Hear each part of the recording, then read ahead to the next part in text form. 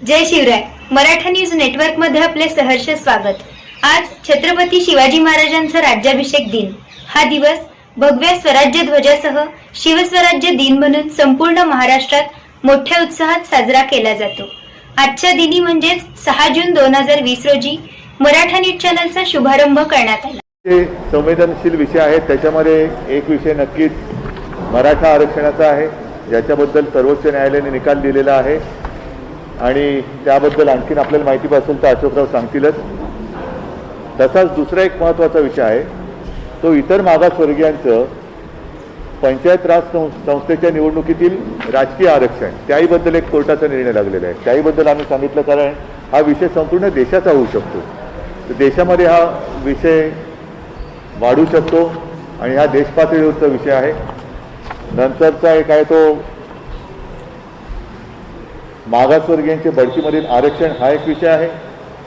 नंतर चौथा विषय जो आहे तो म्हणजे मेट्रो कार शेडसाठी कांजूर मार्ग येथील जागेची उपलब्धता, त्याच्याबद्दल एक चर्चा झालेली आहे.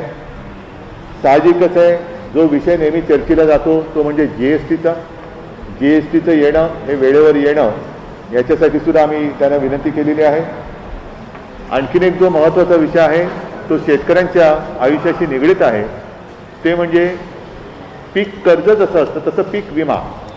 त्या विम्याबद्दल ज्या काही अटीतटी शर्ती आहेत, आपल्याला कल्पना असेल की महाराष्ट्रामध्ये बीड मॉडेल एक आम्ही केलेलं आहे, बीडचं मॉडेल. त्या अनुषंगाने त्याही सूचना आम्ही त्यांना सांगितलेत की आपण तशा सूचना आपण यांना द्याव्या प्रशासनाला.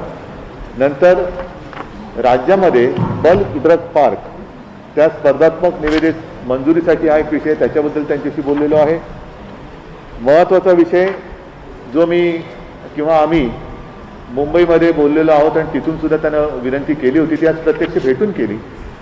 गेले काही वर्ष आपल्याला म्हणजे महाराष्ट्राला जो किनारपट्टीचा भाग आहे तिथे चक्रीवादळं ही येऊन आदळत आहेत. एक 8-15 दिवसापूर्वी सुद्धा एक वादळ आपल्याला जेमतेम स्पर्श करून गेलं आणि त्यांनी सुद्धा नुसतं स्पर्श केला तरी मोठा दणका दिलेला आहे. तर अशा वेळेला जी मदत असते त्या मदतीचे निकष हे आता जुने झालेले आहेत. NDRFचे जे असतात नॉर्म ते बदलणं हे गरजेचं आहे, कारण ती मदत ही अपुरी पडते. राज्य सरकारने गेल्याही वेळेला निकष बदलून जे निकष आहेत NDRFचे त्याच्यापेक्षा अधिक मदत गेल्याही वेळेला केली, याही वेळेला केली, पण हे निकष मुळामध्ये NDRFचे बदलले गेले पाहिजे. 9वा विषय जो आहे तो 14व्या वित्त आयोगातील थकीत निधी, तो मिळण्यासाठी एक आहे शहरी स्थानिक संस्थांसाठी. तसंच 14व्या वित्त आयोगातील थकीत निधीची परफॉर्मन्स ग्रँटी, हा बोललो तोच विषय आहे. आणि आणखीन एक महत्त्वाचा विषय जो प्रत्येकाचे एक दिवस असतात, पर्यावरण दिन असतो, आणखीन काही दिन असतो, तसं आपल्याला सर्वांना कल्पना आहे की एक मराठी भाषा दिन असतो. तो मराठी भाषा दिन आल्यानंतर मराठी भाषेला अभिजात भाषेचा दर्जा मिळाला पाहिजे अशी तेव्हा एक तिकडे चर्चा होते. तर तोही जो प्रश्न केंद्र सरकारच्या दरबारी प्रलंबित आहे, त्याहीबद्दल आम्ही विनंती केलेली आहे की राज्य सरकारकडून बरीचशी माहिती दिली गेलेली आहे.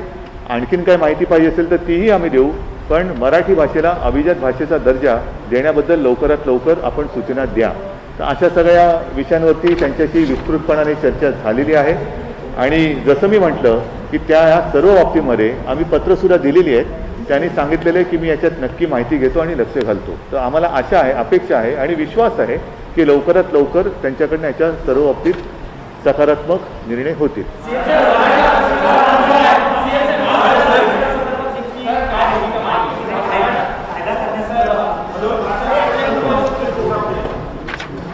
सन्मान्य मुख्यमंत्रीजी, सन्मान्य उपमुख्यमंत्रीजी, मुख्य सचिव, सन्मान्य खासदार, मीडियाचे, इलेक्ट्रॉनिक आणि प्रिंट मीडियाचे सर्व सन्मान्य प्रतिनिधी, मुख्यमंत्र्यांनी विषद केल्याप्रमाणे महाराष्ट्राच्या अनेक महत्त्वाच्या विषयावर या ठिकाणी मुख्यमंत्र्यांनी आम्ही सन्मान्य प्रधानमंत्र्यांची चर्चा केली.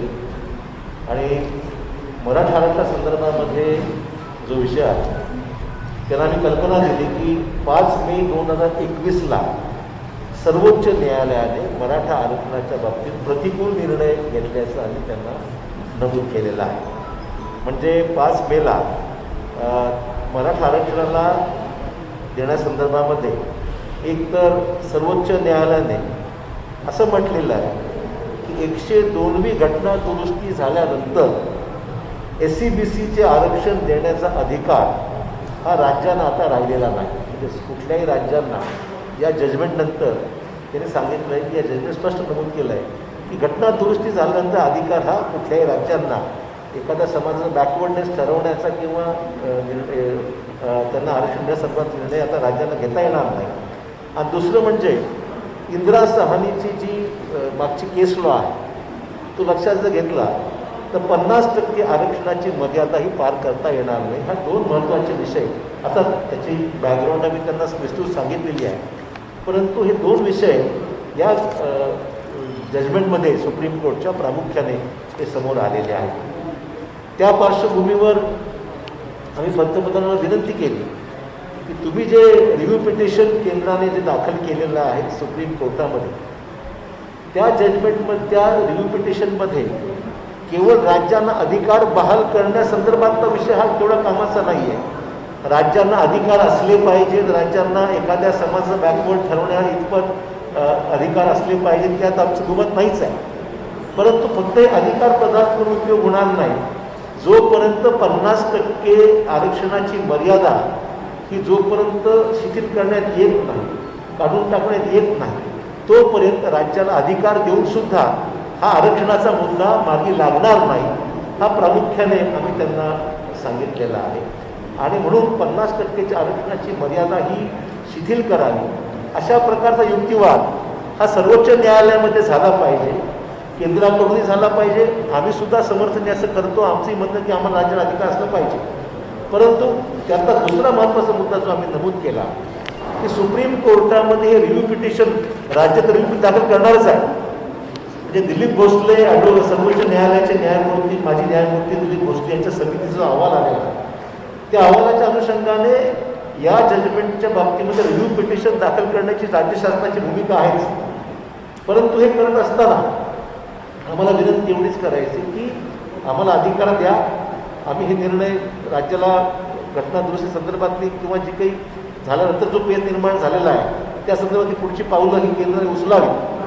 परंतु हे करत असताना आम्हाला अधिकार देत असताना 50% मर्यादा शिथिल करण्यात यावी हा त्यातला महत्त्वाचा भाग आहे. आणि मग हा फक्त जो काही मर्यादा घातलेली 50%ची तो फक्त मराठा समाजाची मर्यादा नाही आहे. म्हणजे इव्हन 27% राजकीय आरक्षण जे OBCच्या बाबतीमध्ये सुद्धा सेट असाईड झालेलं आहे.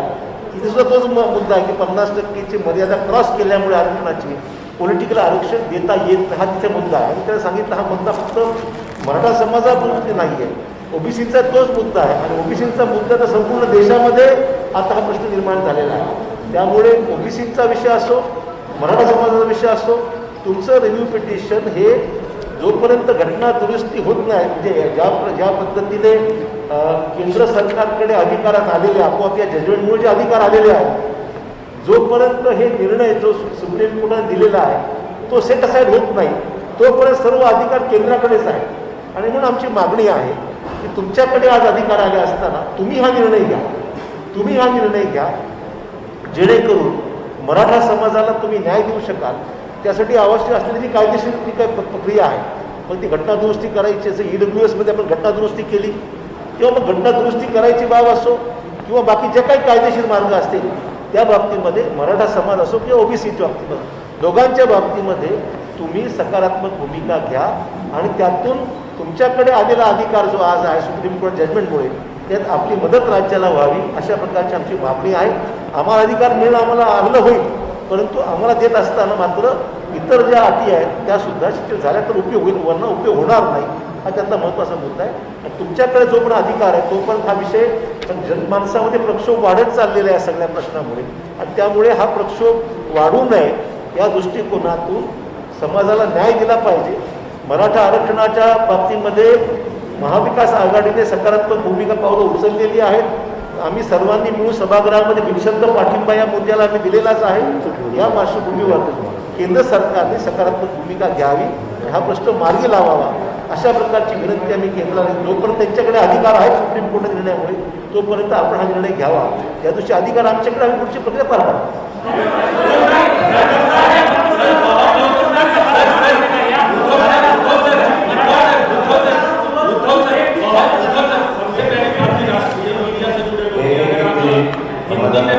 एकेकाने बोला. आता अशोकरावांनी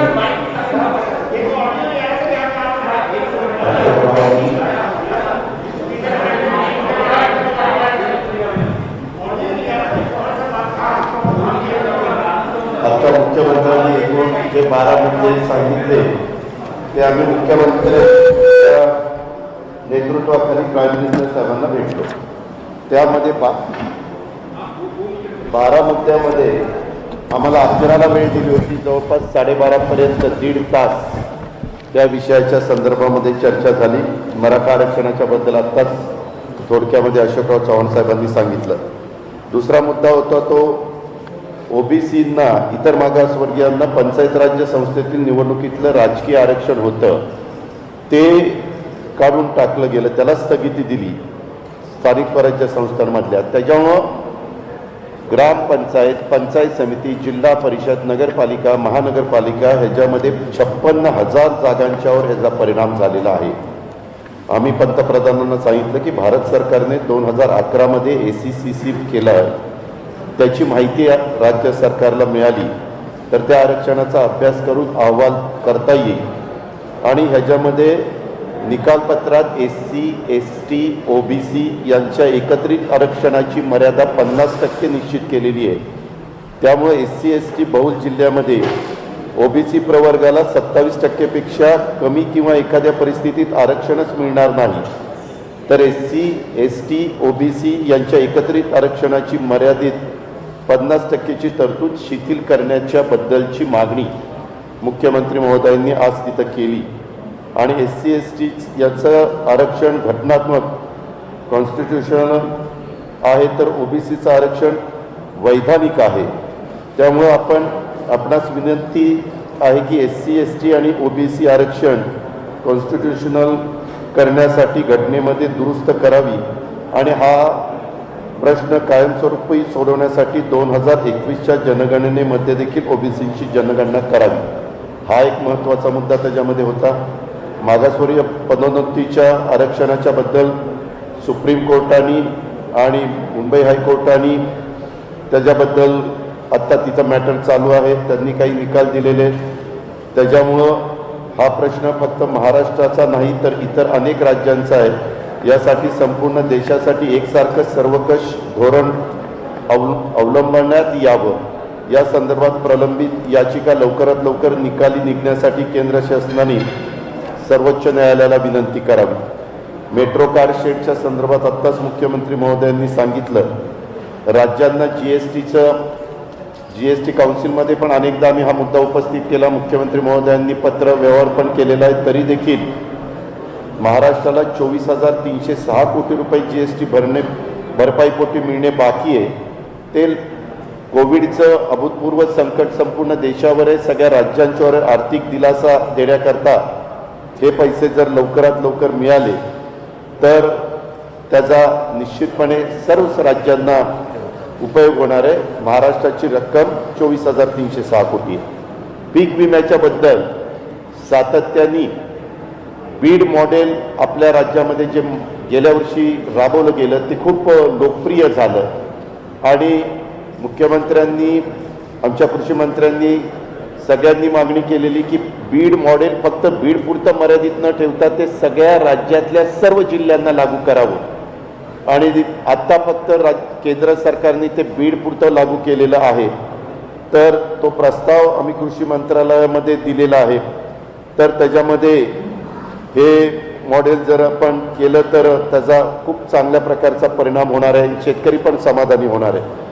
बल्क ड्रग पार्क स्पर्धात्मक निविदेच्यासाठी आपण दिघी बंदराजवळ MIDCनं 250 एकर जागा निश्चित करून ठेवलेली आहे.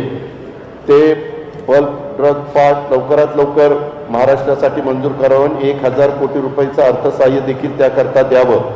हा पार्क सुरू झाला तर औषध निर्मितीस मोठं प्रोत्साहन मिळणार आहे आणि राज्य सरकारने हे बल्क ड्रग पार्कसाठी काही प्रोत्साहन देखील जाहीर केलेली आहेत. त्याच्यात केंद्राची पण सहकार्य जर राहिलं तर आणखीन ते चांगलं होईल. नैसर्गिक आपत्ती जे NDRF आणि SDRF ह्या जे निकष 2015 साली केले, त्याच्यानंतर महाराष्ट्रात नैसर्गिक चक्रीवादळ आलं, निसर्ग चक्रीवादळ आलं, दुसरं तोक्ते चक्रीवादळ आलं. त्यामध्ये मुख्यमंत्र्यांनी NDRF आणि SDRFच्या पेक्षा 3.5 पट जास्त शेतकऱ्यांना देण्याचा निर्णय घेतला आणि गव्हर्नमेंट ऑफ इंडियाचे नाव बाजूला ठेवून अधिकची रक्कम महाराष्ट्र सरकारने त्याच्यामध्ये घातली.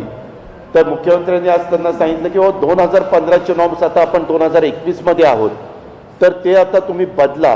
ते बदलण्याची नितांत गरज आहे आणि केंद्राने याचा विचार करून त्याच्यामध्ये मार्ग काढावा. तसंच गेल्या 5 वर्षामध्ये महाराष्ट्रामध्ये 4 वेळेला चक्रीवादळं आली आणि चक्रीवादळं वारंवार येत असल्यामुळं सिंधुदुर्ग, रत्नागिरी, रायगड, ठाणे, पालघर, मुंबई हा जो काही समुद्र किनारा आहे, या समुद्र किनाऱ्याला काही गोष्टी अशा केल्या पाहिजेत की ज्या परमनंट झाल्या पाहिजेत. मुख्यमंत्र्यांनी त्याच्याबद्दलची बैठक घेतली आणि त्याच्यात अंडरग्राऊंड केबल, विद्युत वाहिनी ते टाकायला सांगितल्यात. स्थलांतरित नागरिकांना निवारे उभारणे, पक्के निवारे उभारायचे, किनारा संरक्षण भिंत बांधणे, या पायाभूत सुविधा द्यायची गरज आहे. त्याला 5,000 कोटी रुपये लागतात. आमचं म्हणणं की प्रत्येक वेळेस NDRF, SDRFचे पैसे आणि काही राज्य सरकारचे पैसे हे कायमचं दुखणं दूर करण्याच्या करता गेले अनेक वर्षाचा अनुभव लक्षात घेऊन काय केलं पाहिजे त्याचा अतिशय चांगल्या प्रकारचा आराखडा आम्ही तयार केलेला आहे आणि तशा प्रकारच्या सूचना पण केंद्राकडनं आलेल्या होत्या. तर त्याला 5,000 कोटी रुपयाची मदत ही द्यावी.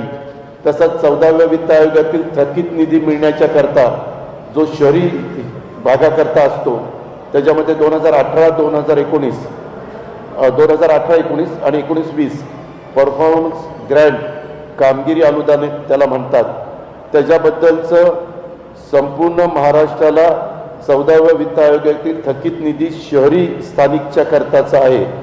तो 1,444 कोटी 84 लाख रुपये अनुदान तातडीनं मंजूर करावं.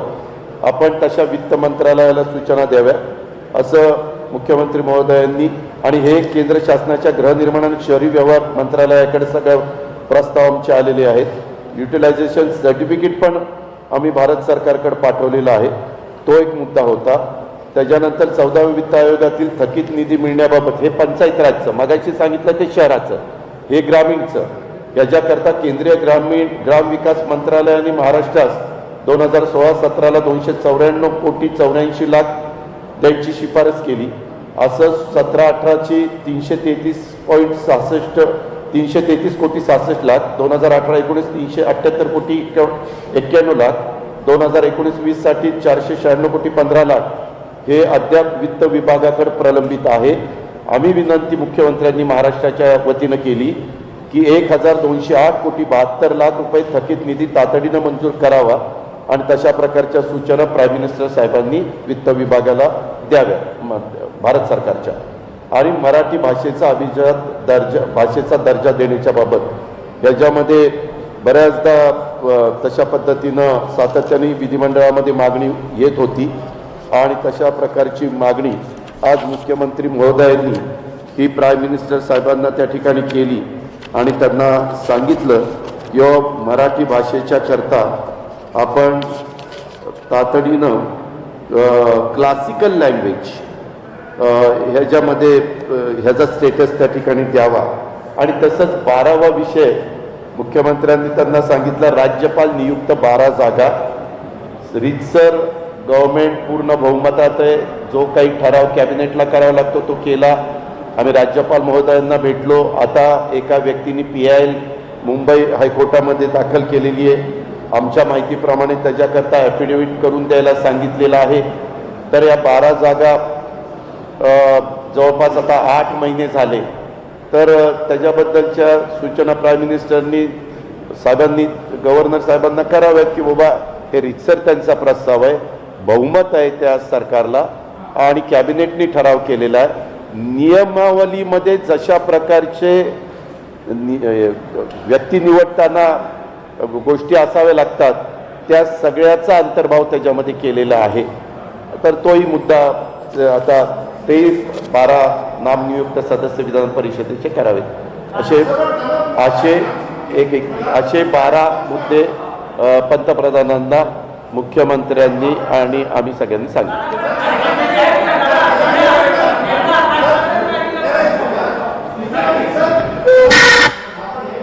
ह्याच्यामध्ये पंतप्रधानांनी मुख्यमंत्र्यांना आम्हाला मुख्यमंत्री बोलत होते, आम्ही तिथं होतो, त्यांना असं आश्वासन दिलं की हे सगळे मुद्दे मी तपासून घेतो आणि संबंधामध्ये जे काही त्याच्यामध्ये करण्याची गरज असेल ते करण्याच्याकरता मी निर्णय घेतो असं सांगितलं. चर्चा अशी अतिशय समाधानकारक झाली. जवळपास 90 मिनिट पंतप्रधानांनी मुख्यमंत्र्यांना आणि त्यांच्या सहकाऱ्यांना वेळ दिलेला होता आणि सगळे राज्याच्या हिताचे जे काही विषय होते ते मुख्यमंत्र्यांच्या नेतृत्वाखाली तिथं मांडण्यात आले.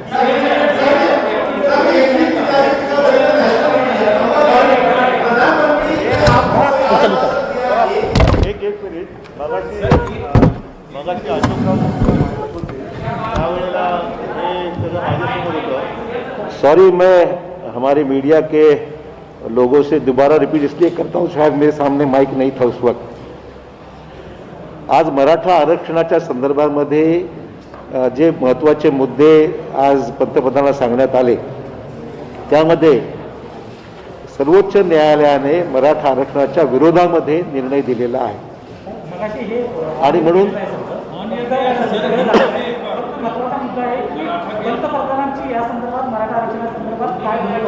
तर पंतप्रधानांना आम्ही विनंती केली की आपण कायदेशीर प्रक्रिया पूर्ण करून एकतर जोपर्यंत अधिकार सर्वोच्च न्यायालयाच्या निर्णयामुळे तुमच्याकडे आलेले आहेत ते अधिकार लक्षात घेऊन मराठा समाजाचा आरक्षणाचा मुद्दा विविध कायदेशीर प्रक्रिया पूर्ण करून तो आता अधिकार केंद्राकडे आहे, तुम्ही ते पार पाडावी आणि मराठा समाजाला आरक्षण देण्यासंदर्भात पावलं उचलावी अशा प्रकारची विनंती आम्ही त्यांना केलेली आहे.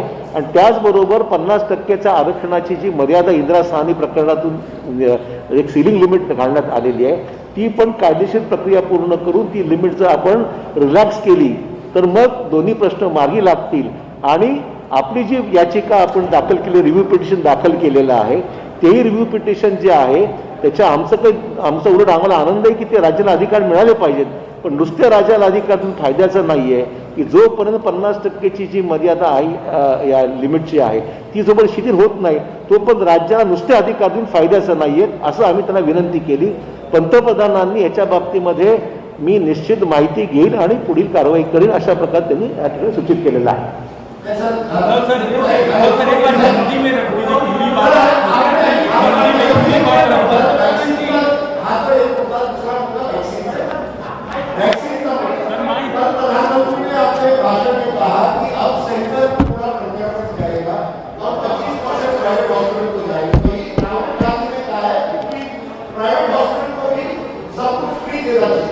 महाराष्ट्र सरकार की जाती है सभी वैक्सीन को फ्री करे या जो प्रधानमंत्री ने कल कहा उससे आप बिल्कुल सहमत है.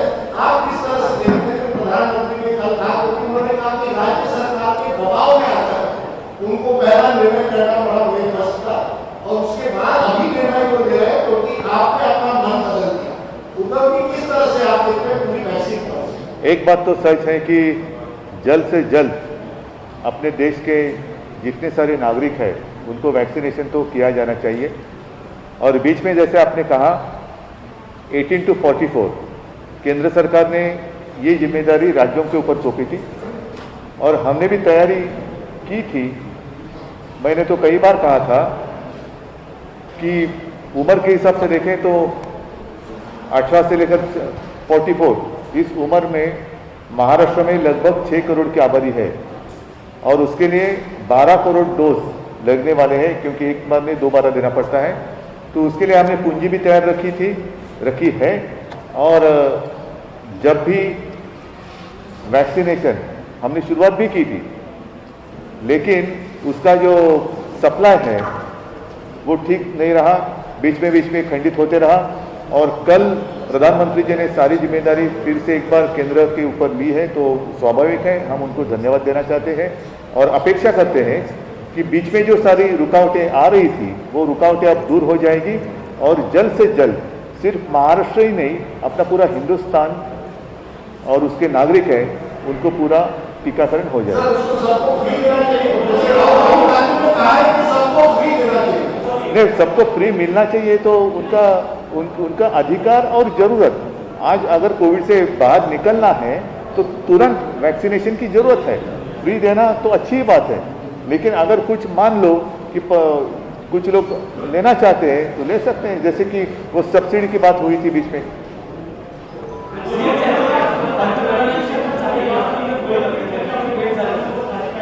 काय म्हणाले? आमची व्यक्तिगतच भेट झाली ना। नाही, एक महत्त्वाचा मुद्दा असा आहे की आम्ही तिघही समाधानी आहोत, कारण आजच्या आमच्या भेटीमध्ये कुठेही राजकीय अभिनिवेश नव्हता। अत्यंत शांतपणाने आणि समजूतदारपणाने जेवढे मुद्दे आम्ही मांडले ते त्यांनी शांतपणाने ऐकून घेतले। त्याच्यात आम्ही जसं आता अजितदादांनी सांगितलं, अशोकरावांनी सांगितलं, त्या विषयाबद्दल भूमिका नुसत्या मांडल्या नाही तर त्यांना पत्रसुद्धा दिलेली आहेत आणि म्हणून मला विश्वास आहे की ज्या पद्धतीने त्यांनी आमचं ऐकून घेतलेलं आहे, समजून घेतलेलं आहे, ते ऐकून बघितल्यानंतर यामध्ये त्यांनी जसं सांगितलं की मी पूर्ण माहिती घेतो, लक्ष घालतो, तर आम्हाला नक्की विश्वास आहे की काही ना काहीतरी मार्ग निघेल।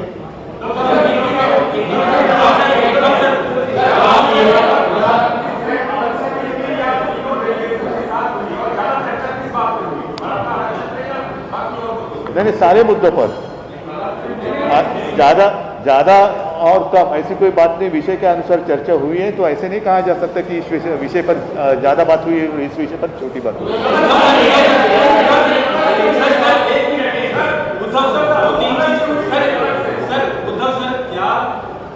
आप लोग की अलग मुलाकात हुई है, हाँ या ना?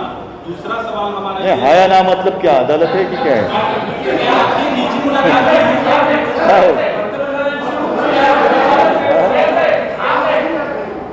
नहीं, हाँ या ना का मतलब क्या, अदालत में खड़ा थोड़ी हूँ। आप प्रतिनिधिमंडल के साथ मिले हैं? सुनो, ऐसा है कि ये बात कभी मैंने छुपाई नहीं और छुपाने की आवश्यकता नहीं। आज राजनीतिक रूप में देखें तो हम उनके साथ नहीं है, लेकिन इसका मतलब ये नहीं कि हमारा रिश्ता टूट गया है। मैंने कल भी बात कही थी, मेरे एक साक्षात्कार में शायद लोकसत्ता ने लिया था तब, तो इसमें कोई गलत बात नहीं है कि मैं अगर मिलूँ, मैं कोई नवाज शरीफ से नहीं मिलने गया था, तो ऐसे अगर उनको कुछ मिले, मैं एक व्यक्तिगत रूप में मिलूँ, अगर मैं मिल भी लूँ, आज भी अभी मेरे साथी हैं उनको कहूँगा कि मुझे दोबारा जाकर मिलना है, तो गलत बात क्या है उसमें?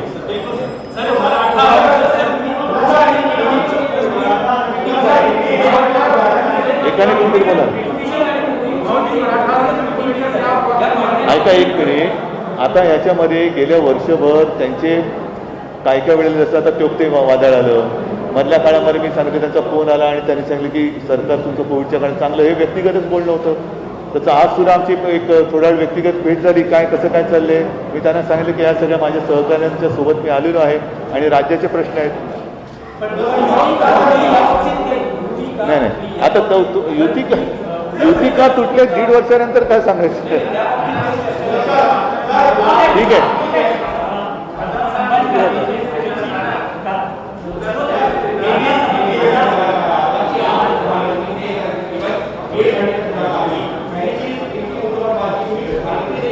अरे भाई साहब, जैसे अभी सारी बातें बताइए, मैं एक बार फिर से पढ़ता हूँ, शायद आपको चाहिए तो।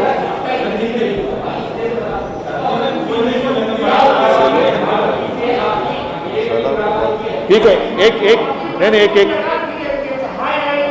एक मिनट, मैं आपके लिए